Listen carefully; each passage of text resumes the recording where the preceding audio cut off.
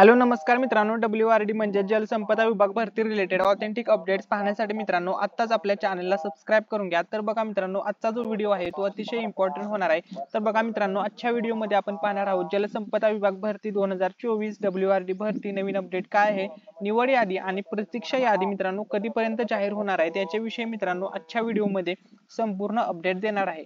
तर बघा मित्रांनो, काय बरेच दिवस झाले मित्रांनो हे एक प्रसिद्धी पत्रक त्यांनी अपलोड केले होते।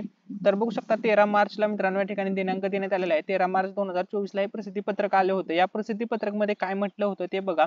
जलसंपदा विभागाच्या गट ब अपराजित गट क पदाकरिताचे विभागनिहाय सामान्य निकाल जलसंपदा विभागाच्या वेबसाईटवर प्रसारित करण्यात आलेला आहे। जलसंपदा विभागाच्या 7 परिमंडळातील विविध पदांकरता स्वतंत्र निवड याद्या तयार करण्यात येत असून एकूण निवड याद्यांची संख्या विचारात घेता त्यांची व्याप्ती मोठी झाली आहे। त्यानुसार TCS कंपनीकडून समांतर व सामाजिक आरक्षणानुसार निवड याद्या तयार करण्याची कार्यवाही चालू असून सदर कार्यवाही पूर्ण झाल्यानंतर विभागामार्फत तपासणी करून तात्काळ निवड याद्या वेबसाईटवर प्रसारित करण्यात येतील। तर आता असं सांगितलं होतं, हे प्रसिद्धी पत्रक आलं होतं की वेबसाईटवर प्रसिद्ध करण्यात येतील, परंतु मित्रांनो आता भरपूर दिवस झालेले आहेत, परंतु मित्रांनो तुमचा अंतिम निकाल किंवा अंतिम रिझल्ट आलेला नाही। पण आता हे प्रसिद्धी पत्रक येऊन बरेच दिवस झालेले आहेत। तर आता बघा जवळपास मित्रांनो 5 ते 6 दिवसांपूर्वी रोहित पवार यांनी याच्यावर प्रतिक्रिया उमटवली होती की अंतिम निकाल लवकरात लवकर लावावा। तर त्यांनी काय म्हटलं होतं ते बघा। डिसेंबर 2023 ते जानेवारी 2024 मध्ये झालेल्या जलसंपदा विभागाच्या सरळ सेवा भरती प्रक्रियेतील निवड यादी अद्याप जाहीर झालेली नाही। महसूल विभागाने आचारसंहितेसाठी मध्ये तलाठी भरती प्रक्रिया पूर्ण केली असताना देखील जलसंपदा विभागातील काही अधिकारी आचारसंहितेचं कारण देत असल्याचं समोर येत आहे।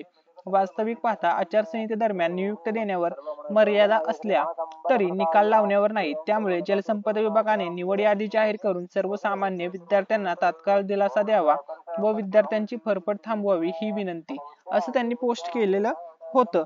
परंतु मित्रांनो आणि महत्त्वाचा मुद्दा की भरपूर विद्यार्थ्यांच्या मनामध्ये डाऊट आहे की या भरतीवरती आचारसंहितेचा काही परिणाम होईल का, तर आचारसंहितेचा परिणाम या भरतीवरती नाही होणार आहे, हे लक्षामध्ये घ्या। त्यानंतर आता महत्त्वाचा मुद्दा मित्रांनो, ह्यांनी जे हे पोस्ट केलेलं आहे रोहित पवार यांनी, याला मित्रांनो तुम्ही सर्वांनी रिट्वीट करायचं आहे, रिपोस्ट करा, याला ट्विटला रिपोस्ट करा, ठीक आहे। त्याच्यानंतर बघा मित्रांनो, आता महत्त्वाचा मुद्दा समजून घ्या। 19 एप्रिलला महाराष्ट्रामध्ये इलेक्शन सुरू आहे। त्यापूर्वी मित्रांनो अंतिम निकाल लागू शकतो का, तर मित्रांनो लागू शकतो, नक्कीच तुमचा त्यापूर्वी निकाल लागू शकतो। 19 एप्रिल पूर्वी अंतिम निकाल लागण्याची दाट शक्यता आहे, कारण की मित्रांनो 19 एप्रिलला इलेक्शन आहे, म्हणून त्याचा सकारात्मक परिणाम, या भरतीचा सकारात्मक परिणाम व्हावा म्हणून मित्रांनो 19 एप्रिलच्या अगोदर निकाल लागण्याची दाट शक्यता आहे। त्याच्यानंतर महत्त्वाचा मुद्दा की पुरवठा निरीक्षक भरती आणि नगर परिषद भरती यांचाही रिझल्ट 19 एप्रिलच्या अगोदर मित्रांनो लागू शकतो। या व्हिडिओमध्ये जर काही डाऊट असेल तर कमेंट सेक्शन मध्ये विचारू शकता। थँक्यू सो मच, धन्यवाद।